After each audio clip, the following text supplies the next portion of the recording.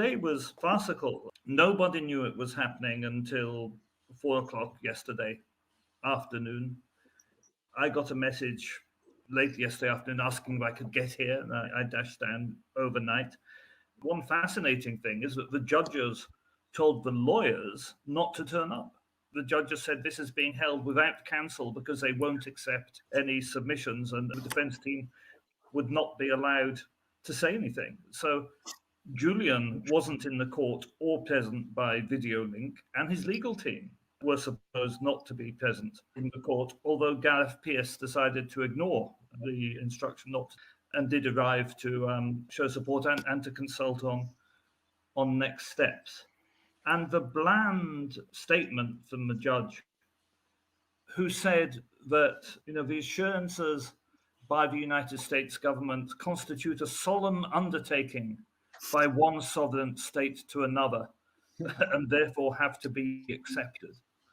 As though states never abuse human rights and states never break their word, whereas in fact, of course, by definition, it is states who are the largest abusers of human rights. It was extremely frustrating to be in that court and to see it, and the bland the unmitigated acceptance that anything the United States government says must be true by the court, and the failure by the court to address at all, either in court today or in a written judgment, the question of the many cases in the past where the United States government has given such assurances and broken them, was very, very hard to take. It was difficult. The judge himself was smug, would I think be. Once you've actually issued an instruction before you start, lawyers aren't wanted and nobody else is going to be allowed to speak. I guess you get to be smug because nobody else is going to be allowed to say anything.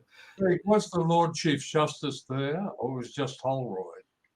No, just Holroyd. The Lord Chief Justice didn't show. Yeah. No, it was only Holroyd.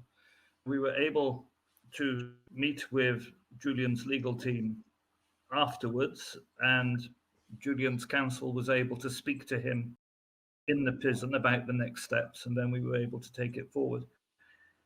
The situation now becomes entangled in farce, really, because we have until the 23rd of December to lodge an appeal to the Supreme Court against this decision, which would prevent Baraitser from going ahead and acting as instructed. And remember, Baraitser wasn't told to look at this again. She was told to cancel her order and accept the diplomatic assurances and order the extradition of Julian Assange and refer it to the Home Secretary. But we have until the 23rd of December to launch an appeal to the Supreme Court against today's decision. The Supreme Court will then decide whether or not to hear that appeal. Should that appeal be unsuccessful, and we could be talking 6 months away here, another 6 months of Julian in Belmarsh, even possibly longer, it then goes back to Baraitser in the Magistrates' Court to order the extradition. At that point, we get to counter appeal again to the High Court, to the same judges today, on the other points, on the point of freedom of speech, on the no political extradition point, on the point of the CIA involvement, the attempts to assassinate, on the point of the witness who lie in Iceland. So we have to conclude right up to the Supreme Court the hearing on the US government's points of appeal before we can initiate the hearing on our points of appeal. So this could easily be another 2 to 3 years before this extradition is resolved, all of which time Julian is dying effectively, being destroyed in these conditions in Belmarsh. So it's by no means the end of anything today in terms of legal process, but unless a political decision is taken in London or Washington or both to end this persecution, the process is going to succeed in destroying Julian, however the process ends up in the end. And that, of course, is the enormous worry. But just the sheer hypocrisy of the whole thing and the failure of the court to acknowledge in any way that this is about freedom of speech, this is about war crimes, this is about the murder of innocence. Just the way the court divorced itself from all of that was really sickening to see. Get out your notebook. There's more.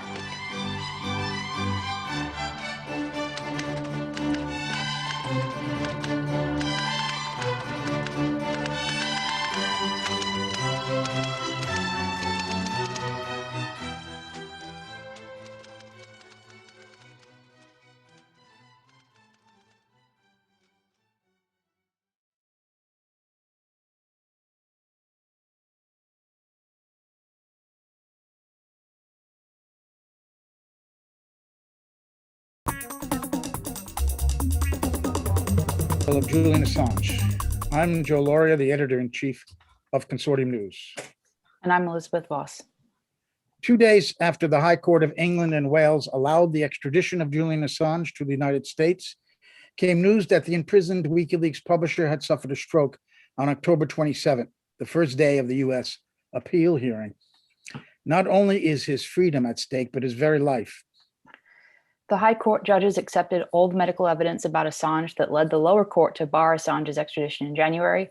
It also accepted that the harsh U.S. prison conditions would likely lead to Assange's suicide. The High Court allowed the extradition on the narrowest of grounds, that it believes the U.S. assurances that Assange would not be put in the harshest isolation, special administrative measures, or SAMs, and that he will receive adequate health care in prison. The door appears, however, to be wide open for the second harshest isolation in pretrial detention. News of Assange's stroke coming after the decision raises a number of questions, especially these. When did the High Court know about the stroke, and would it have made any difference to its ruling? Doctors for Assange issued this statement on Sunday. They said, "This dangerous deterioration of Mr. Assange's health underscores urgent concerns raised by Doctors for Assange over the past 2 years. Therefore, once again, Doctors for Assange calls for Mr. Assange to be released from prison so he can access consistent, high-quality, independent medical care, something which is impossible for him to obtain in Belmarsh prison. We reiterate that Mr. Assange is in no condition to undergo an extradition trial. Further, extraditing him to the harsh conditions of the inhumane U.S. prison system should be out of the question. He should therefore be immediately and permanently released from prison." This latest medical emergency adds to the already dire state of Mr. Assange's health owing to his prolonged psychological torture. This includes 11 years of arbitrary detention, medical neglect, solitary confinement, obstruction of access to his lawyers, and an Orwellian legal prosecution that has violated the rule of law and due process, including key accusations in the U.S. indictment against Mr. Assange are marred by outright lies and a paucity of facts. He and his legal team have been surveilled by the CIA, and Mr. Assange has been targeted by the agency in a plan to kidnap and assassinate him. Throughout, Mr. Assange has been subjected to concerted character assassination through propaganda campaigns in mainstream media across the globe. Assurances that Mr. Assange will not be subjected to harsh prison conditions by the very agency that has been plotting to kidnap and assassinate him are farcical. For the High Court to accept such a ludicrous proposition, describing these assurances as solemn undertakings offered by one government to another, calls into serious question the independence, impartiality, and integrity of the UK judiciary. The health of Mr. Assange and the health of our democracy, which depends on a free press and judicial integrity, are both in serious jeopardy. This shameful and deeply damaging case should be dropped now, and Julian Assange granted his long overdue freedom. Joining us now to discuss these dramatic developments are CN legal analyst and Duran editor Alexander Mercouris, and Doctors for Assange members Jill Stein, Bill Hogan, and Lissa Johnson. The show is produced by Kathy Vaughan. Alexander, let's begin with you for the legal analysis. This was originally going to be the intent of this program before we learned of the dramatic health developments. Just tell us briefly what your reaction was to Friday's ruling by the High Court and your analysis of it. Well, it was utter horror, if you want to know what the analysis was. I mean, this is an extraordinary decision. The first point to say is that obviously this appeal was supposed to be in two parts. There was supposed to be the argument about what the judge decided in relation to the medical evidence about, Assange's health, about the conditions he would be held in, and all of the rest. Now, bear in mind a point we've made many times on these programs. An appeal is supposed to look at what the judge decided, whether the judge got it right or whether the judge got it wrong. The court decided that on this issue, the judge got it right in the sense that she acted within her powers as a judge. I was always incredulous that ground, those particular sets of grounds relating to what the lower court judge decided on these issues was granted permission at all. If you go back when we had that decision back in August to allow permission to appeal on these issues, that was when I started to become seriously alarmed about the whole direction in which this whole appeal was taking. But anyway, they decided that they weren't going to go behind the judge on these issues. It was clear she'd acted within her position as her rights as a judge. They nonetheless still made some utterly gratuitous points, saying that they found that her decision was surprising on some issues. Given that they were upholding it, that was really, I thought, completely unnecessary. And why would they say a thing like that?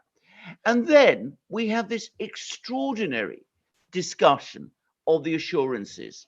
Now, the first is the whole debate, the whole discussion about the fact that the United States government provided these assurances, not at the hearing, not at the time when the judge made her judgment, but months after, in the context of an appeal.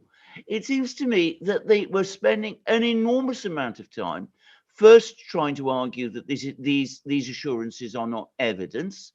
Well, they found somewhere an authority they could rely on to say that. It's a first instance, well, it's a High Court authority. So we'll see what the Supreme Court has to say about that. But the other thing was they came up with this extraordinary, I thought utterly ludicrous attempt to excuse the decision of the United States not to give those assurances earlier. And at one point, they almost seem to be blaming Assange himself for the fact that those assurances were given later than they arguably should have been, which is they said that, Assange had brought all sorts of issues. He'd contested so many different points in the extradition request that it would be unreasonable to expect that the United States might, have to anticipate this, a scenario where he was potentially challenging the prison conditions that he might be sent to in the United States.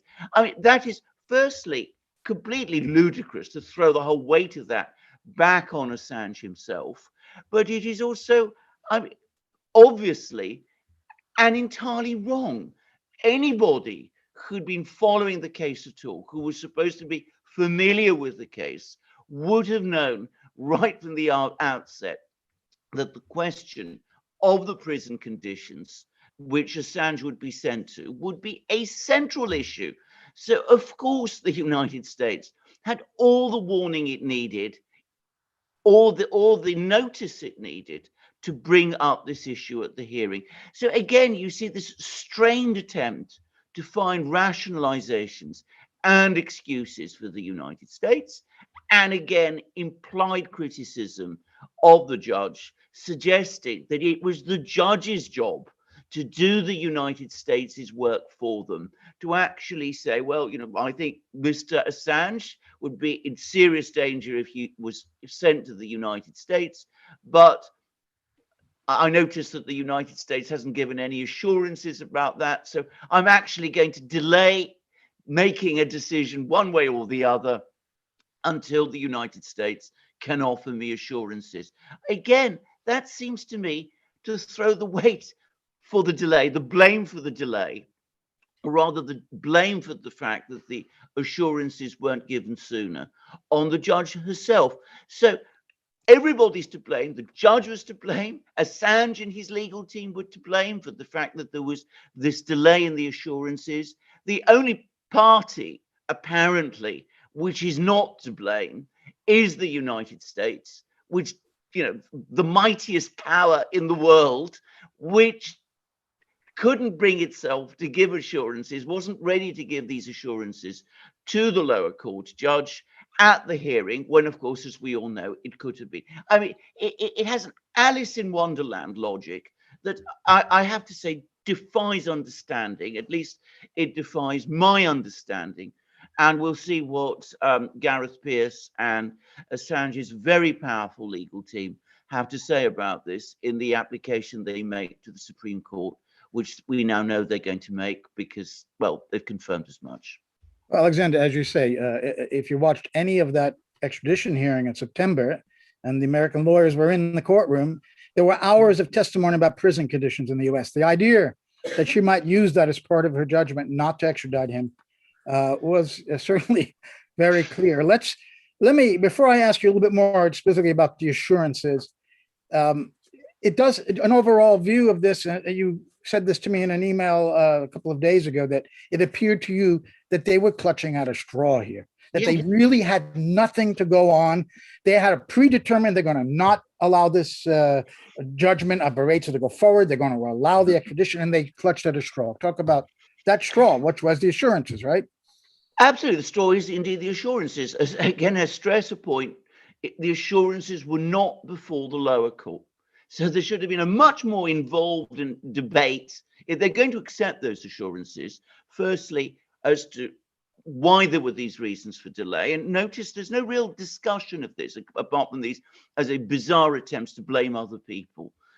And then a coherent explanation of why they were accepting the assurances. And note two important things. Firstly, they list the assurances. They don't go through the assurances in detail. They don't go through the cases in detail. We're going to discuss Mendoza and these other cases in detail. They don't actually undertake what one would have expected, a thorough and detailed discussion of the assurances themselves, and explain why they are going to accept them and why they think that the arguments that they should not be accepted are wrong. They don't, for example, look at the details of the Mendoza case and of the other cases which had been brought to them. Now, that again is very remarkable, given that they've just accepted that if he's going to be sent to the United States, his medical condition and the prison conditions there are such as might put him in danger. You would have thought that there would, in that kind of situation, be a detailed discussion and analysis of the assurances to explain why they were being accepted. And we come to the actual conditions in which the hearing itself was held. So we have a hearing, the hearing where the judgment is read out, the High Court reads out its judgment. The lawyers are actually told not to come, and they are told that no submissions will be accepted. What submissions? There can only be one conceivable set of submissions that I can think of, and that would have been an application to the High Court for permission to appeal the judgment to the Supreme Court, to the UK Supreme Court, because that's the usual practice. First, you apply to the court that's made the decision for permission to appeal to the Higher Appeal Court. Then, if that application is refused, you go to the appeal court, and you, in this case, the Supreme Court, and you ask the Supreme Court for permission. Well, the whole scenario looks as if it was intended to physically prevent an application like that being made on Friday. Why did they do that? Well, first of all, they know that they can't prevent an application for permission to appeal to the Supreme Court. The only reason I can think of is that if they were going to refuse an application for permission to appeal to the Supreme Court, they would have had to do that which they did not do in any adequate way in their own judgment, and explain in detail why they were accepting the assurances. They didn't want, in other words, to carry out that discussion of the previous cases like Mendoza, which might have, in effect, shown up Right. the weakness of the entire Alexander, let me interrupt you because there's one other reason why I think they didn't want the lawyers in the case. But before I mention that, I just wanted to go a little bit into the Mendoza case because they bring it up in their judgment.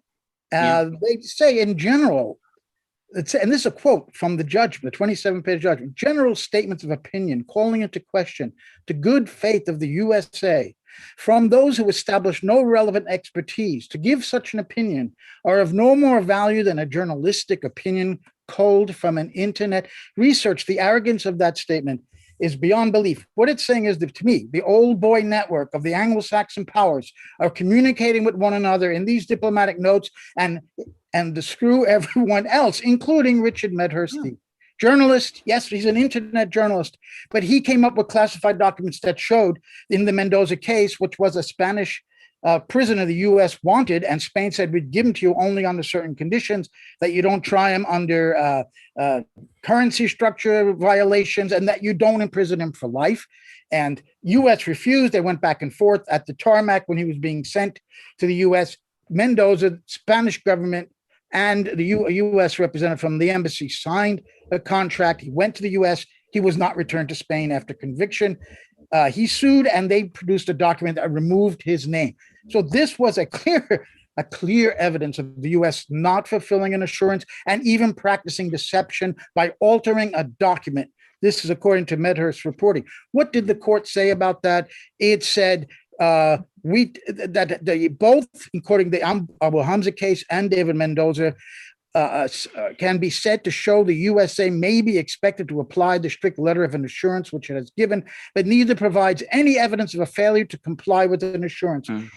Absolutely unbelievable, when in fact there is clear evidence that an assurance was broken, at least in that one case. Now, here's why I think another reason, and this is when I'm going to bring the event, the stroke of Julian on that was reported on Saturday. It happened October 27. We don't know when his fiancee, Stella Morris, when his lawyers found out. We don't know if they communicated it in a submission to the court after the hearing, but before the judgment.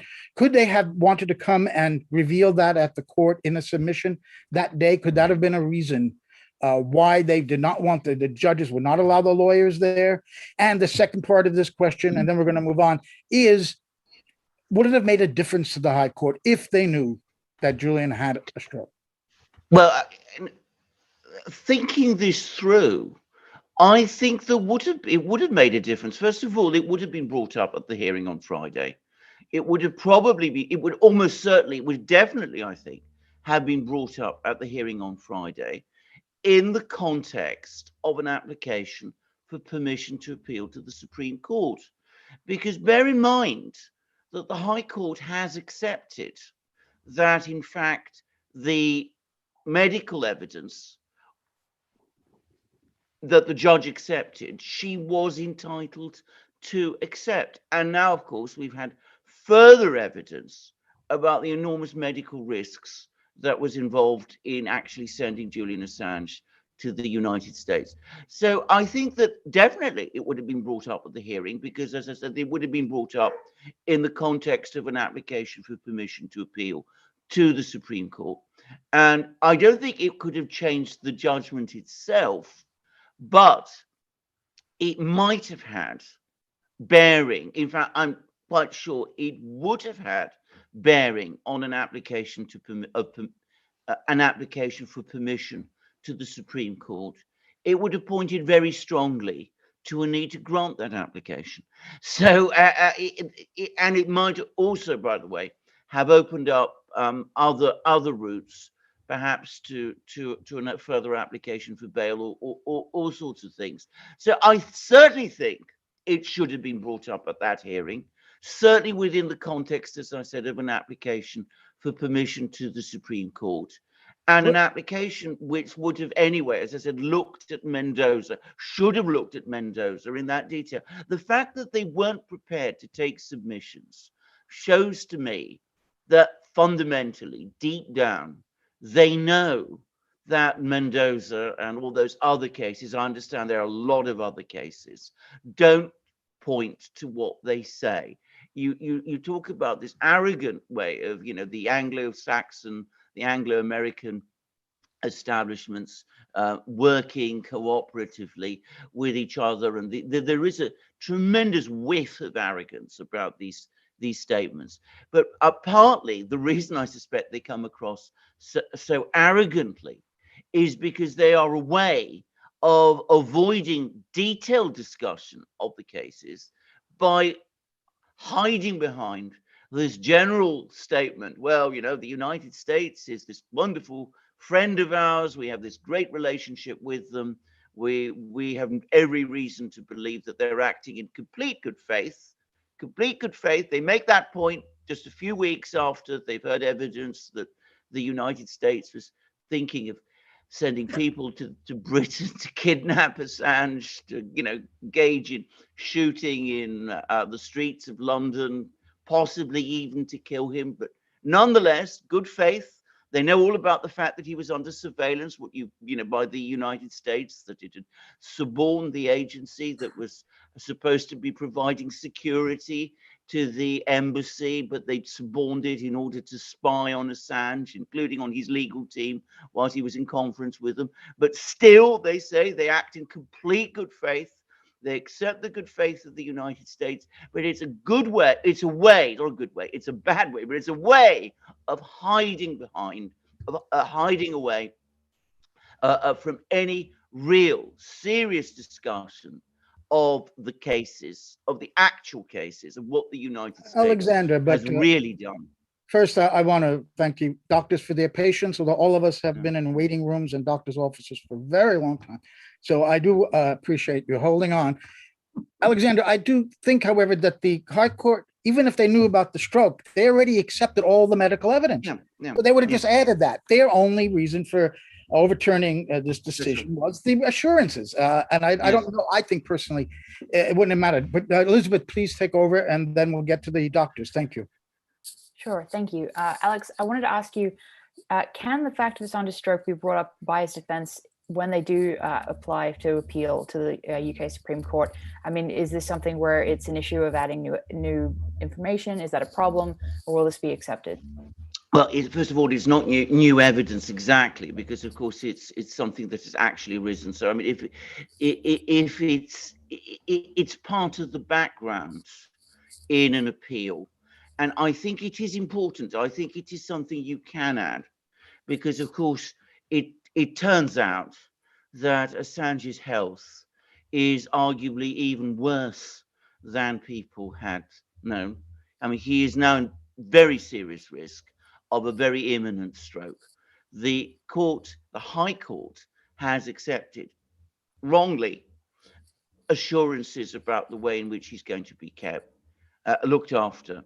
The High Court rejected points that were made to them by Assange's legal team, that he was actually extradited to the United States, even if, all these steps are taken to, which the United States is saying, which we can't even rely upon. Even in that kind of situation, he would be at risk in health terms.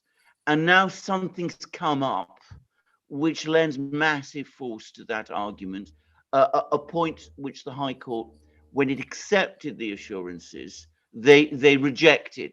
So I think it is something that can be brought up in the Supreme Court, and I think it will be brought up in the Supreme Court. So I think it does lend force, or at least in a rational, sane world, it would add force to the appeal. But this is becoming such a very strange case, and I'm using careful language now, that even that I'm not sure one can rely on anymore. But one must do what one can, and I'm sure it will be brought up in the Supreme Court for all the reasons that I've said. How long can the appeals process last? How long do you think it's likely to last? And in relation to that fact and how long it could go, I mean, from what I understand, it could be years. In your opinion, is it possible that the United States is essentially banking on Julian Assange's fragile state and his inability to survive the extradition process, which would protect them from the First Amendment issues that would be, brought up by his prosecution, especially if he's convicted in the United States. I think I'm going to pass those last points about whether they're waiting for him to die to some of the people on our panel who are more familiar with the issues in the United States. I mean, they seem to be much more able to discuss discuss that themselves. How long will this take? Craig Murray says that the legal team expects the appeal in the Supreme Court to last 6 months. If it does last only 6 months, I would be extremely pleased, frankly. I mean, appeals to the Supreme Court, to the British Supreme Court, can take a very long time indeed. I would quickly add that there is no certainty that an appeal, permission to appeal, would be granted. One mustn't assume that the Supreme Court will even entertain this appeal. But assuming it is granted, Craig Murray says 6 months. That would be a very fast appeal indeed on some very difficult issues. Well, not difficult, but I mean, they'd have to go over all these arguments that were made in the High Court. They'd have to familiarize themselves with the Mendoza case. That would be unusually fast for a hearing in the Supreme Court. I would have thought a year is more realistic, but of course, and this is where we come back to the fact that he's had a stroke. It could just possibly be that because he's had a stroke and his health is at risk, the legal team says this is a case which requires particular urgency. Let's deal with it fast. And that might weigh on the Supreme Court justices, and we'd see what they would do. But I don't want to be optimistic. 6 months seems a very short time frame for me in a case like this. That's a very good segue into our doctors. Jill Stein, of course, is a medical doctor and former U.S. presidential candidate with the Green Party. Thanks for joining us, Jill. Give us your reaction to all of this, in particular the medical situation. Yeah, thank you. And thank you, Joe and Elizabeth and Kathy and Consortium News for bringing us together.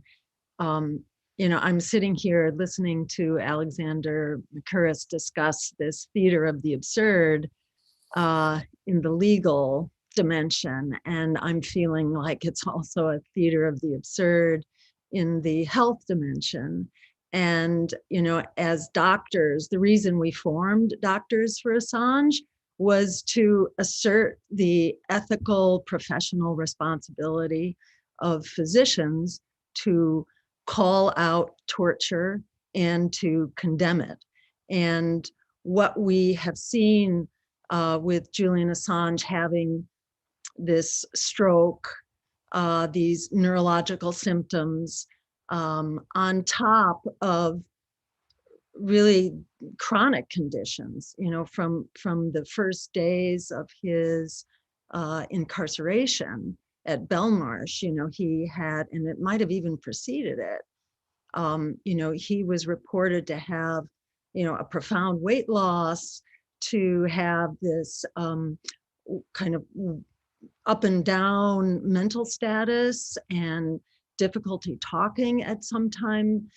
We were extremely alarmed to be hearing about his medical condition from the very start here. And on top of the violations of due process, the violation of his basic rights of, innocent until proven guilty, on every count, it's been just horrifying to witness the legal and health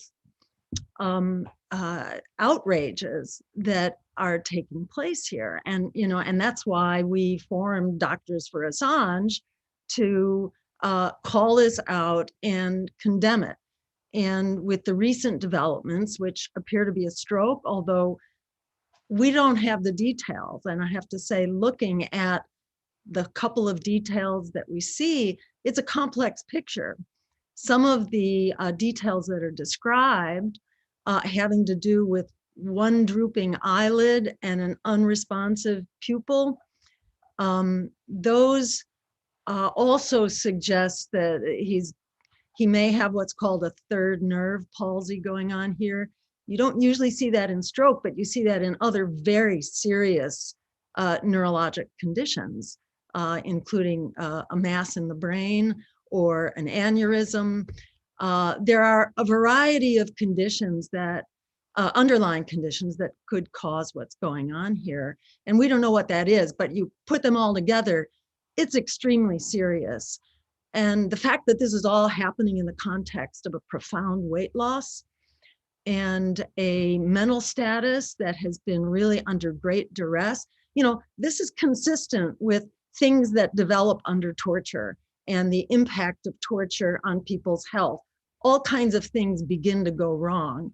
And, it's very hard to ensure that we have a complete and accurate diagnosis and assessment that's going on in the basement of a high security prison. I find it very hard to have confidence in his medical diagnosis, let alone his treatment. And, I'll just say basically in answer to your question, sort of what's the prognosis here? It doesn't look good. Whatever it is, it doesn't look good. In the same way that this doesn't look good for our democracy, and as doctors for Assange, we're looking at the health dimensions of broader society as well. And the assault here on basic institutions of democracy, the way that this case is an assault on judicial integrity and on freedom of the press and on human rights, the right to medical care. This is an absolute outrage. And I'll just close, recognizing that in many ways, this just keeps occurring to us within Doctors for Assange and the conversations we've had as well, that this is like watching the execution of Jamal Khashoggi in slow motion. This is a slow motion execution. This is slow motion torture. It is horrific. It should be condemned in the strongest terms possible. And where there is torture, there is a torturer.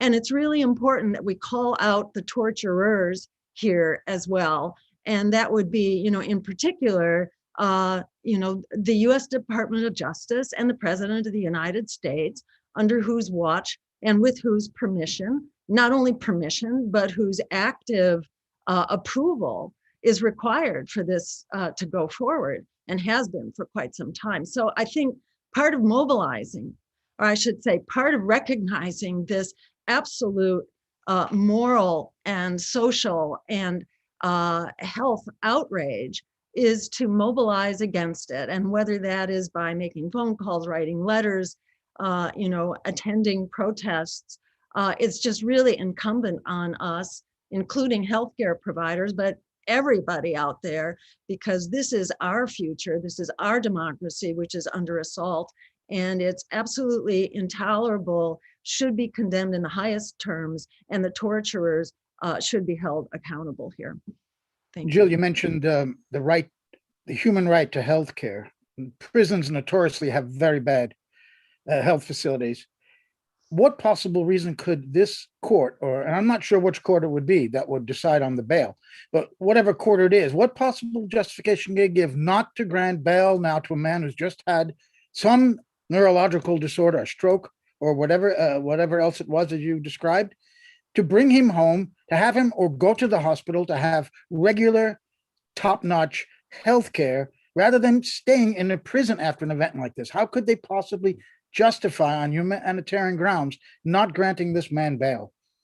Well, I'll just say, I think that's part of why they want to keep this quiet. Maybe that's part of why they did not want, to have an active hearing on Friday, that they don't want this news, and the coverage in mainstream media has been, almost non-existent.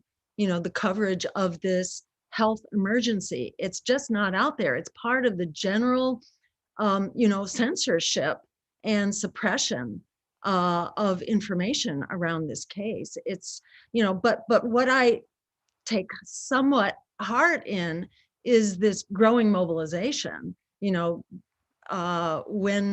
things began, when Doctors for Assange first started talking about this a couple of years ago, we were really sort of a fringe element. But right now, the things that we're saying are being said by lots of groups out there. The fact that Amnesty International and the ACLU and Reporters Without Borders and just Human Rights Watch as well. I mean, all these groups have really come out swinging now with really powerful statements and visibility. So the truth is out there. It's getting out there. It's absolutely outrageous. The fact that Julian Assange has had a stroke, or these, whatever it is that's causing these neurologic symptoms, and we haven't seen the data. So so it's hard for us to validate one diagnosis or another, but presumably he's had a stroke. And that just puts such a human face on this torture and makes it so outrageous. I mean, it also brings, to mind just some of the police murders, and the incredible public protests that have taken place in response to those murders. It's really horrific to have to watch this. I mean, it's horrific that it's going on, and it's extremely mobilizing and catalyzing to have to watch this kind of human suffering and agony going on here, which is completely unwarranted. Julian Assange's crime has been to expose the violence and the war crimes and the corruption of others. It's never been anything that he has done. He's a peaceful person who hasn't hurt anyone. That has never been demonstrated. This man is not a violent person, extremely to the contrary. And to just watch him being crushed is absolutely outrageous. And I think it really helps catalyze the pushback and the moral outrage, which is rising up right now. But he's a threat. He's not dangerous, but he's a huge threat to the ruling people in Britain and the United States. He's questioned their legitimacy because they sell the story that they are concerned about democracy around the world. Witnessed the summit the other day by Biden, and yet behind the cover given by mainstream media, they are murdering and killing and invading and overthrowing governments to extend their power. That's the real face. And he has exposed that in their own words, in their own documents. That's why they need to get him. I argue he's too big to free. They will do anything, including twist this legal case to absurd proportions, as you say, a farce, a theater of absurdity. Elizabeth. If I could just add one thing quickly, Joe, to what you said about sort of the pushback of empire against someone who's holding them to account and who questions their absolute, authoritarian power. That power isn't going well for ordinary citizens either. The fact that an additional, whatever it was, $28 billion was just appropriated to the largest military budget ever. While we don't have adequate jobs, 11 million people are looking at a slow rolling tsunami of evictions. There are, we're in the middle of a pandemic.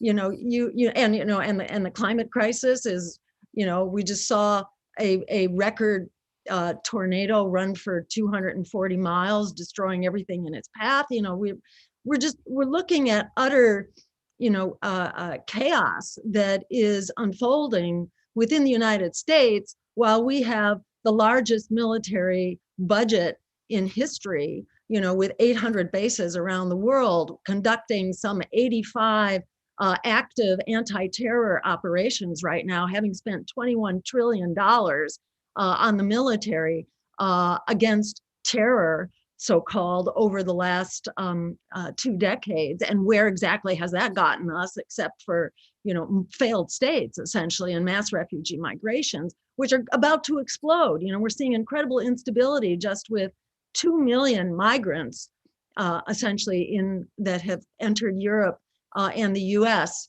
over the last several years. It's 2 million, but we're looking at a minimum of 200 million climate migrants within roughly the next 2 decades. So this cannot go on. This cannot go on. And it's extremely oppressive, not only to political prisoners like Julian Assange, but to everyday people as well, including everyday Americans who are also in the target hairs here. So I think what's happening, it's really important that we, that we shine a bright light on what's happening, as well as on the torturers who are responsible for this, because we all benefit from, restoring our democracy and freeing political prisoners like Julian Assange. And you forgot to mention the failure to provide a national health insurance program for its citizens, and they expect us to believe they're going to give adequate health care to Julian Assange in prison. Elizabeth, please. Yeah, Jill, just following on your, discussion of the fact that this is such a political case as well, in what you just said. I'd like to ask you to answer the question that I initially posed to Alexander, and that is that, given the fact the U.S. is obviously aware of how fragile a state Assange's health is at this time, what do you think the likelihood is that he may not survive the extradition process if it is to go ahead, and that the United States is potentially looking forward to that outcome because it doesn't force them to look at the First Amendment issues with the Espionage Act and other, political repercussions of Assange's prosecution and conviction in the United States? Yeah, I'll just answer very honestly that when he was first taken into custody and he became very, very sick, or maybe it just became clear how sick he was. And it was seen that he had this profound weight loss and this, mental status, the state of consciousness, his cognitive abilities were kind of up and down, and then he seemed to stabilize. And that was a bit of a relief. And now he's much worse, and he has these specific focal neurologic symptoms that suggest, and he's had some kind of study, supposedly an MRI, but we don't know what kind of MRI he had and whether it was an adequate study, and who knows what it actually showed. But he's worse, he's demonstrably worse. I was very frightened from the start whether he was going to survive. And now that he's had this very dire turn of events, I am not, I take heart that he's managed to survive this long, but I am not confident about his ability to survive another 6 months. He may, and if he were released, the odds are that he would recover, and and he would live to, stand trial and hopefully defeat this case. But yes, he should be released. He should be released immediately so that, number one, he can have adequate, consistent, and independent, high quality medical care. And number two, so that the ongoing day-to-day torture and stress and misery that he's subjected to, which is really the underlying driver of his health crisis and his, dire state of health, that underlying cause can be relieved. And following on from that, it's important, I think, to just recognize for a moment that all of this and the deterioration of Assange's health has happened in the United Kingdom long before he's ever going to step foot into the United States. And we were all focused very much on the conditions, the inhumane conditions in the United States. But obviously, this has happened in the UK. And Jill and Bill, I'd like to ask you as well, how can we move forward when the media right now, as Jill mentioned, has not even really reported on this stroke or this apparent stroke? How can we encourage the media to shame the United States and the United Kingdom for these conditions that he's been suffering under for so long? And what can be done essentially? I'll just say briefly, and then I'll turn it over to Bill, that I think we have to keep doing what we've been doing, because there was just blanket shutdown on this case 2 years ago.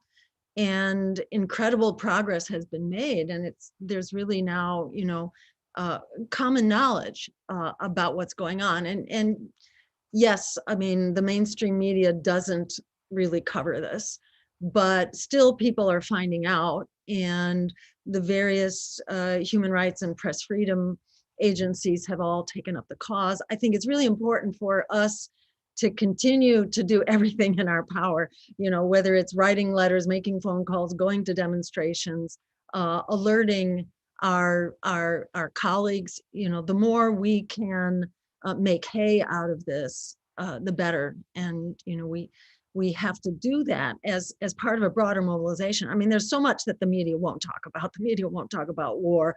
The media won't talk about healthcare. Doesn't say much about the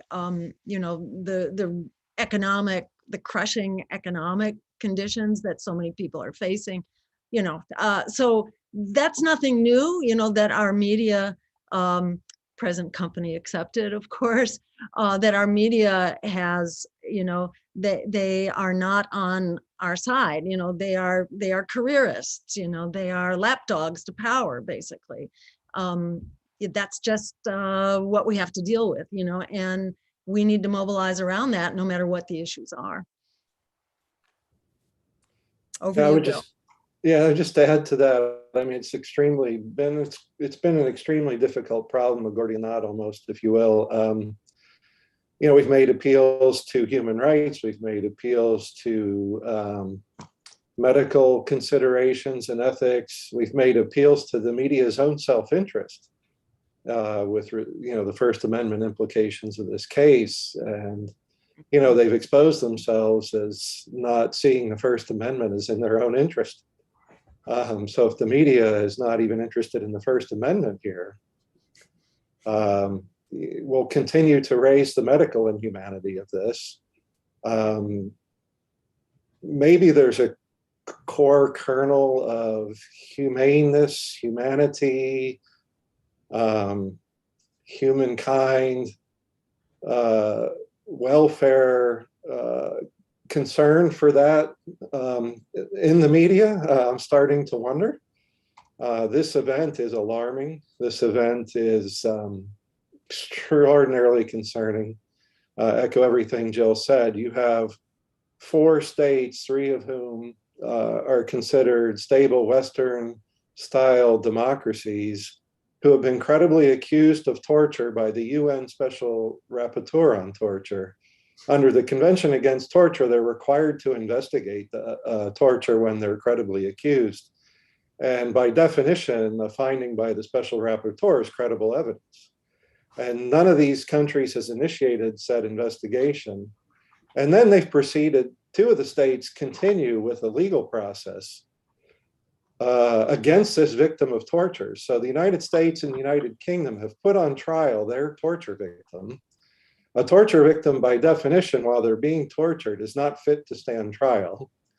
We've seen incredible arbitrariness, the inability to participate in his own defense. How can you participate in your own hearing when you're having a stroke? He gets computers with keys locked down. He gets his papers taken from him, his privileged legal communication seized from him all the time. The torture has had an added physical component. Last winter, we heard he was not given his warm clothes. Of course, exposure to sustained and prolonged cold is a tried and true torture tactic of the worst authoritarian regimes. Now the United Kingdom is doing it. And we don't know what's going on this winter. I've been wondering, does he have his warm clothes this winter?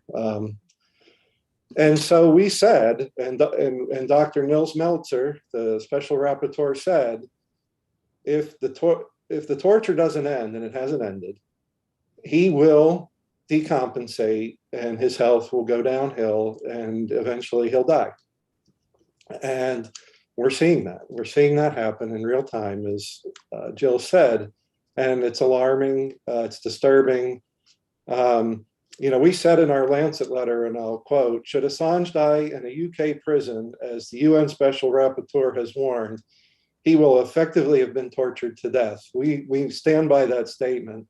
And the parties responsible are the United Kingdom and the United States at this point, although Ecuador and Sweden are accomplices to this, this ongoing slow motion execution. This stroke is, regardless of the cause, and Joe's right to caution, it's being reported as an ischemic episode, which has a real direct connection, if it's correct, to stress and depression. So depression's a risk factor for arterial plaque buildup and embolic and thrombotic events, clots forming and traveling and blocking blood flow to the brain. Chronic stress interacts with the depression and the arterial disorders, and it's all mediated. One hypothesis is through inflammation.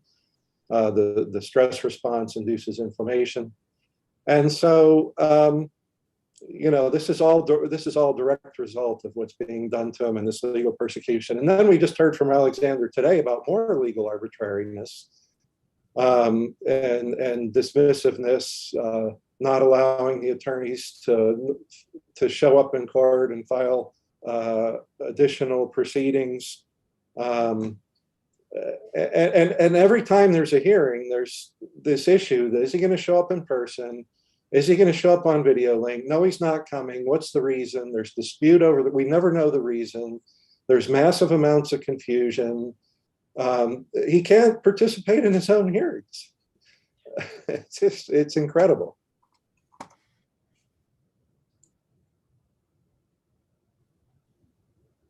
Lissa, did you want to comment on that? Well, I mean, listening to everybody speak, one thought that keeps coming into my mind is that those responsible for this stroke and those responsible for this medical destruction know what they're doing. Since 2019, we've been writing to the governments responsible, and we've laid out in a letter to the Australian government, and we've talked about it in interviews and so on, the ways in which psychological stress, the chronic activation of stress physiology, as Bill's talking about, causes medical and physical harm. The governments involved know that. And we've named cardiovascular events as a risk that is one of the potentially catastrophic things that could come from the prolonged psychological torture.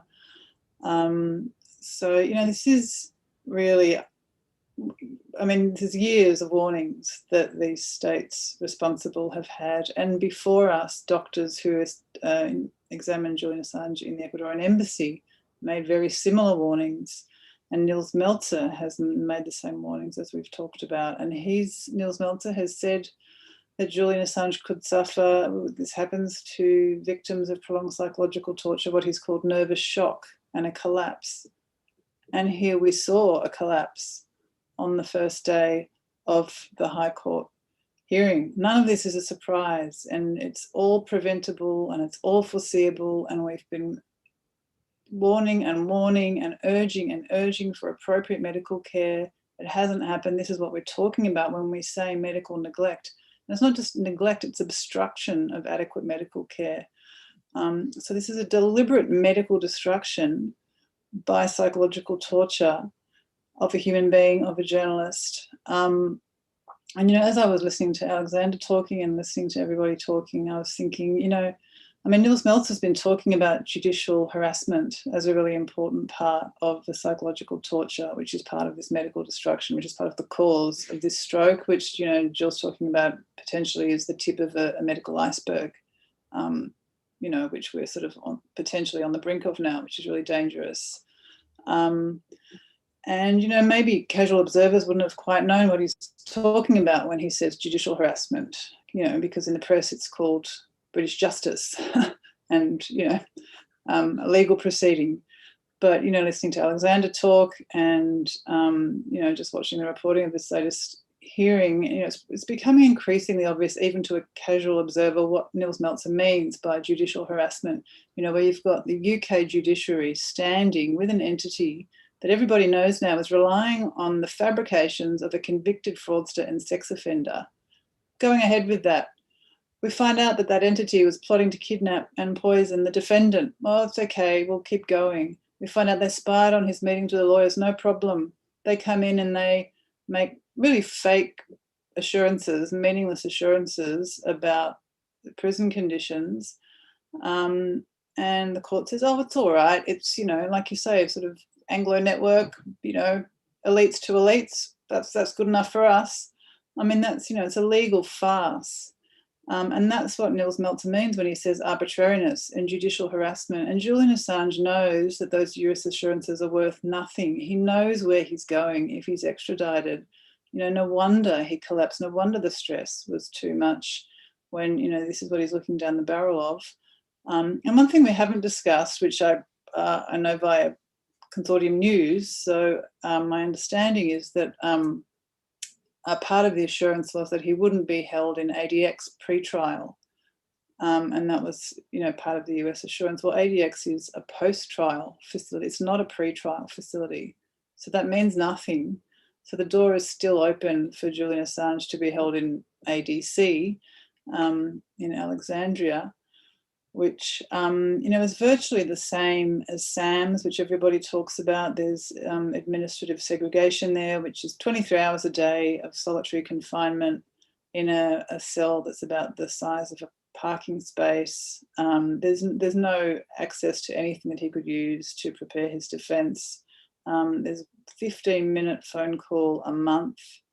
It would be extreme isolation, extreme understimulation, extreme sensory deprivation, a real ramping up of what he's experiencing now. And what he's experiencing now has led to what we've seen, where his health is going downhill so dramatically and now is really dangerous. So that's the judicial harassment that Nils Melzer is talking about. It's like Alexander said, Alice in Wonderland logic. It's not a legal process.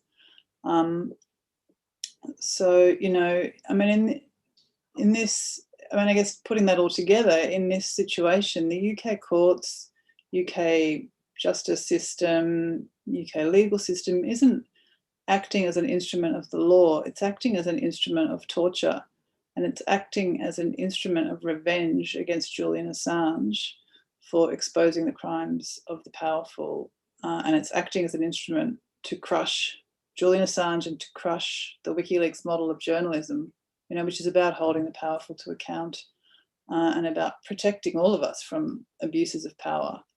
That is what the UK court is participating in destroying, along with destroying Julian Assange and WikiLeaks. The medical interventions, this is really highlighting very clearly that the medical interventions Julian Assange is receiving, it's not medical care. It's, it's keeping him alive, just and medicated and captive while he's tortured by this judicial harassment and while this court process is strung along through a legal farce that just keeps him in these brutal conditions in prison ad nauseum. Like we said when we sent the first letter, you can't adequately medically care for a torture victim while you continue to torture them.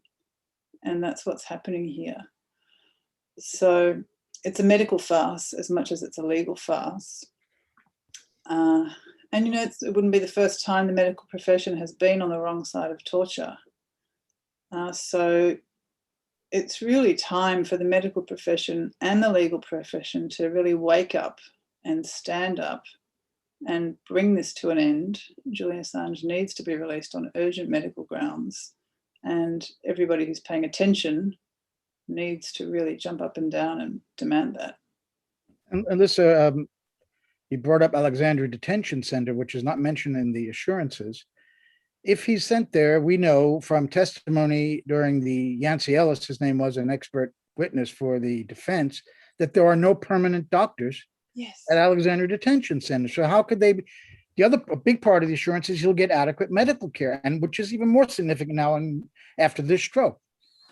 Yeah, that's a really important point. I forgot to say that. No doctors, no. And the approach there to managing suicide risk is to restrain the person so that their arms are away from their body. You know, that's not care, that's not medical intervention. I think there's very occasional visits by nurses, and apparently the medical care is just to medicate people. So it's just to sort of occasionally check the medication dosage. So essentially sedate people if they're a problem and restrain them. So yeah, you're absolutely right, Joe. So, you know, when the medical evidence has been accepted that he's in a very fragile medical and psychological state, to send him somewhere without doctors, and that the door is open to that. So it just underlines how meaningless these US assurances are. Bill,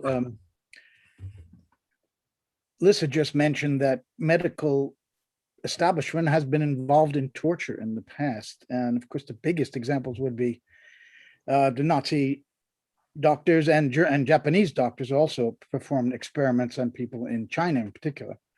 That's a very, very harsh statement to say. However, as Jill pointed out, this is a slow motion execution. As Khashoggi case happened much more quickly, and he was a journalist that the Saudi government did not want. What is the difference here, aside from the extremes of the Saudi techniques and the extremes of an establishment in Nazi Germany and militarist Japan, Imperial Japan? What is going on here when we see a so-called Western democracy treating a reporter like this? How is this any different than any tin pot dictator throwing some reporter that they don't like into a dungeon?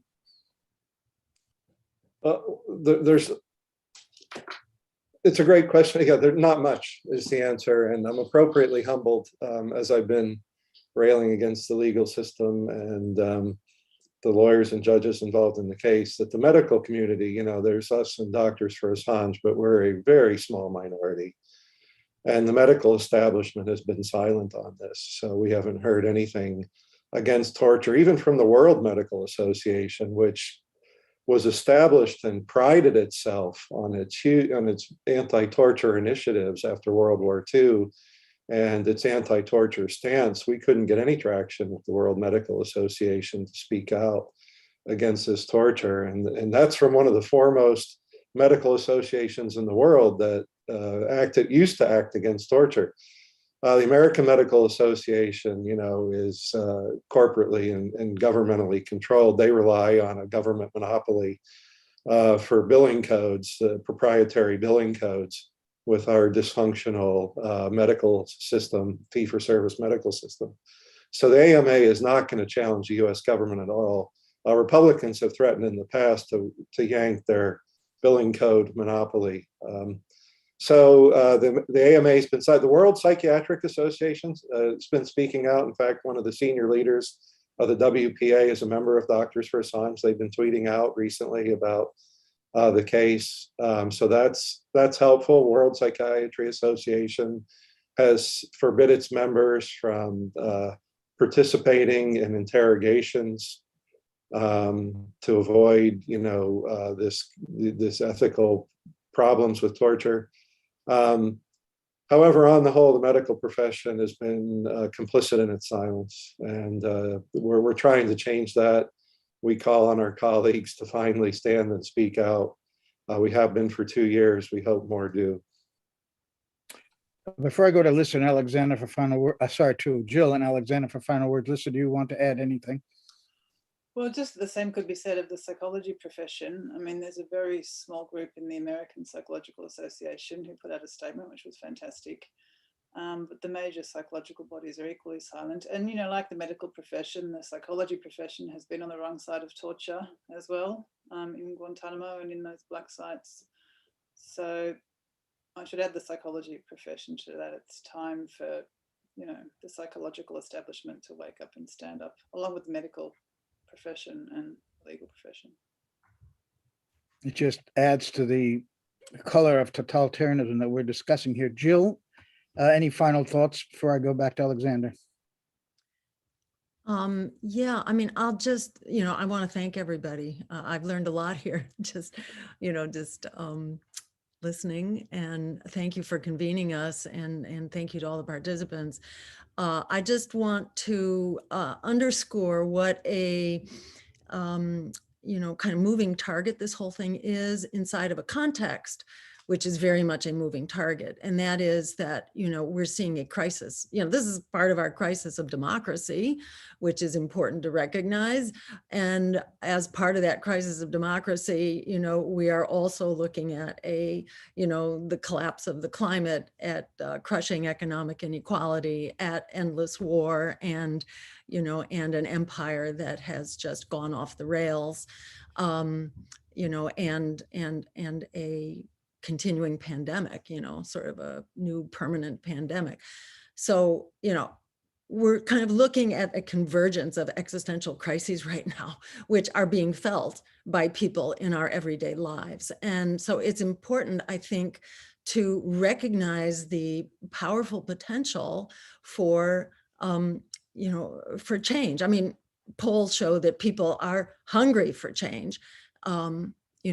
Whether you're talking systemic, economic, or political, and there's a big generational transformation that's happening right now too, and people really get that is the younger generation really understands. Polls show that young people really understand that we are not in a livable world, and this is crashing, especially on their watch, also on our watch too. And things are unraveling much faster than even the worst predictions, certainly in terms of the climate. So, this is a moving target. We are actors here, and as Lissa was saying, it's and Bill too. This is time for us to stand up, and instead of, we may have a certain kind of perspective on what's going on, but it's important not to take that as a message of despair, but rather as a message of potential empowerment. There is so much right now that's crunching on everyday people across the board that there's enormous potential for change. And it's really a very powerful time for us to stand up and demand systemic solutions. And this crisis of Julian Assange's health is a microcosm of the crisis of the health of our democracy, which is essential, to fix in order to fix all the other things that are literally killing us right now. So, we don't have much alternative, to stand up and to help organize and galvanize collective action here. And I would encourage any healthcare providers out there, whether medical or psychological, any healthcare providers to join us at Doctors for Assange. We're now some 230, 250 or so physicians from 35 countries. And, the times are changing in a very big way. And it's important for those of us who have a sense of an ethical and moral compass here to stand up and help, help nudge things in the direction that they need to go. And it's begging to happen. Joe, it seems to me that the people in the American and British establishments who are behind this legal proceeding against Assange are very, very comfortable with their power. So comfortable that they're willing to obviously dispense with the last vestiges, really, of a democracy that's been on life support for a long time.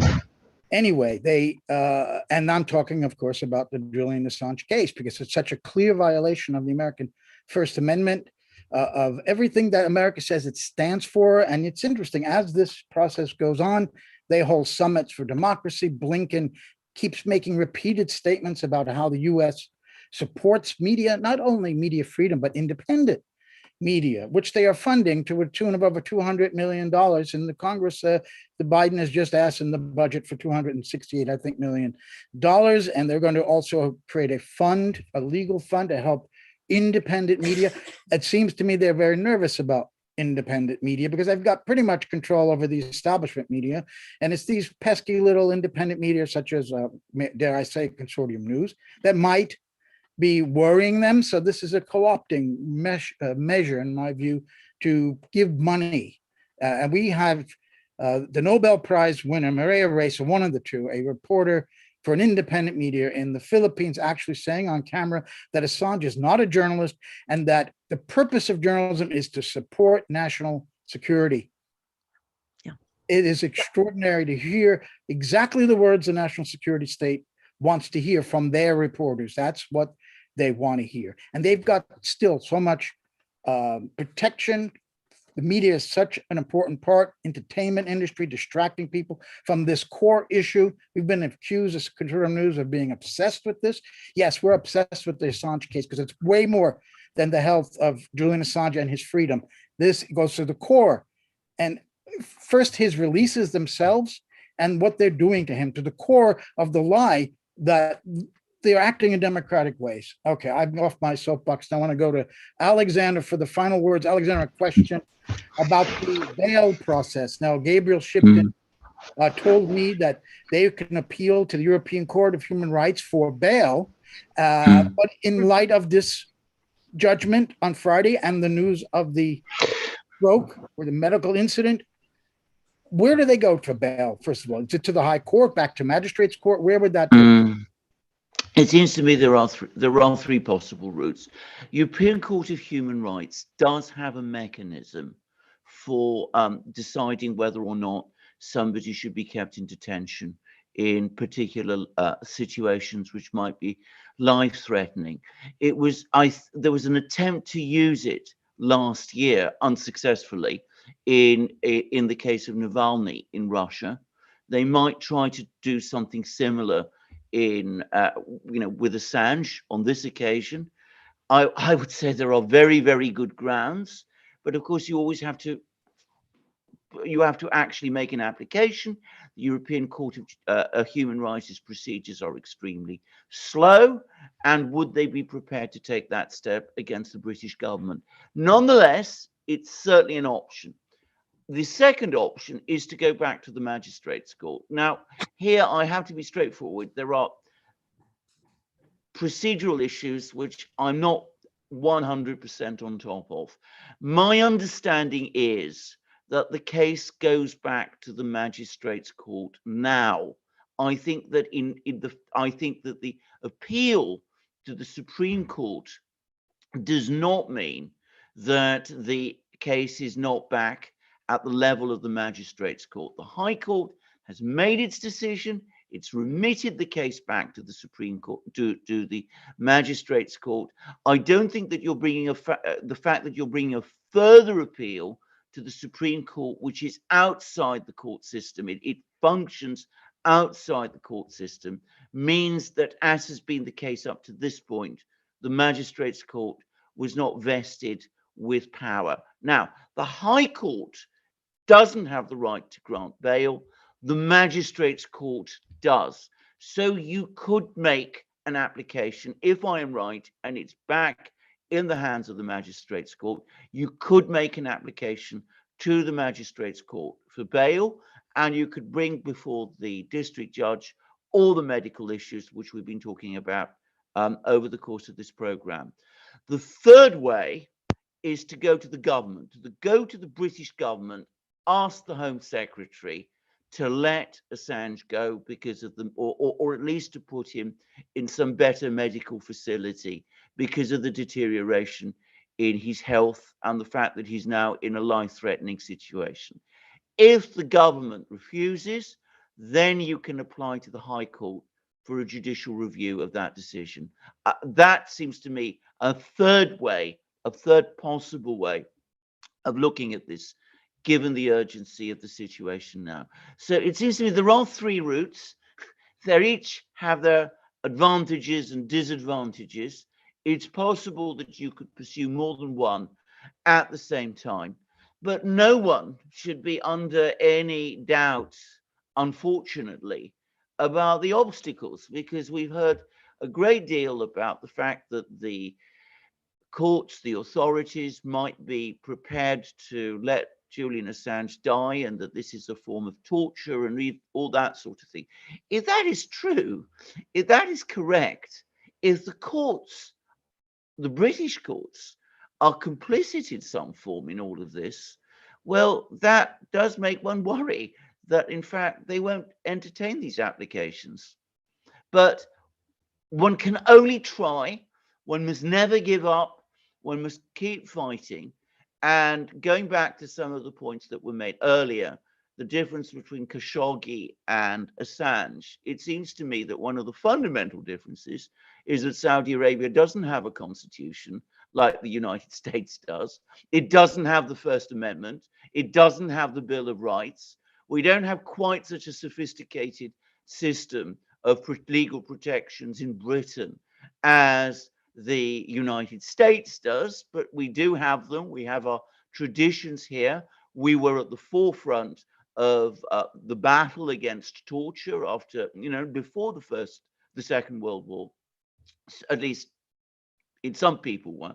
So if that means anything, then we should actually push the authorities, make the authorities, the courts, we should bring it to them that what they're actually doing is in effect a betrayal, a repudiation of all of those things, the Constitution, the Bill of Rights in the United States, the similar protections, the European Convention of Human Rights that we have in Britain and in Europe.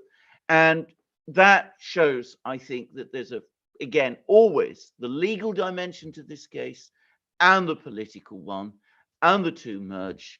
And politics, to be very clear, do matter, especially in a case like this, in a political case like this, when you argue them before the courts. So I would say that, it's not a situation where you must give up. You've got those protections in theory there. You've got to fight for them, and you've got to point out that, of course, if you lose these battles, well, what is in jeopardy is the kind of societies which we say we are, and that is the danger we face if a person like Julian Assange dies in prison as a result of the sort of extraordinary, intricate chess game that's been played with him and the conditions he's been in, which the special rapporteur have said amount to torture. So if he's denied bail in the United Kingdom, what does that tell you about the British judiciary system? Well, it reinforces concerns which are mounting to a degree that I would once have thought unimaginable. I mean, I've already explained why I find this judgment. I mean, why when I read this judgment, it filled me with horror. And the fact that the judges, the High Court judges, have gone so far does make me wonder whether there is any point where they're going to stop. Because I would have thought that judges would not want to see a person like this die on their hands after they've gone to all those lengths to actually accept evidence that he would be at risk if he was sent to the United States. I would have thought that for their own self-respect and for the respect of the legal system, they would want to prevent such a situation arising. But I can't be so sure today as I was before Friday. And that's a terrible thing to say. Well, Alexander, this process has been called a charade, and if it keeps up as one, would the Supreme Court have to, just for appearance's sake, have to accept an application for appeal by the Assange team? I think they will accept an application precisely for the reason, if only for the reason that you say. I mean, if I could just go back, I mean, there was a lot of talk about the fact they didn't, look at the situation in Alexandria and all of these things. The reason they didn't do that, the reason the High Court didn't actually address itself to all of these issues, or at least chose not to address itself to all of those issues, is because they didn't do what they are supposed to do before they accept assurances, which is go through them, take submissions on them one by one, and find out what those assurances actually mean so that they can decide what those assurances are worth. They didn't conduct that exercise. Now, that in itself, the fact that they didn't conduct that exercise, to my mind, is a very powerful reason why the Supreme Court should look at this, because already you can see that there is a defect in the process at the level of the High Court, and it's one that the Supreme Court ought, one should suppose, to want to address and look into. Is it enough for the High Court to say, well, we don't actually really need to consider assurances in detail because the United States is the United States and we know that it always acts in good faith? Can we rely on that? Or should we do our job, a proper job, as judges, as a court, given that we know that this person is ill, given we know that the lower court judge decided that he would be at risk if he were to be sent to the United States? Should we actually do our job and actually look at those assurances closely and consider them properly and go with them through them point by point, taking submissions on what they mean? So I would have thought this is obviously a case for the Supreme Court to look at many levels, by the way, not just that one.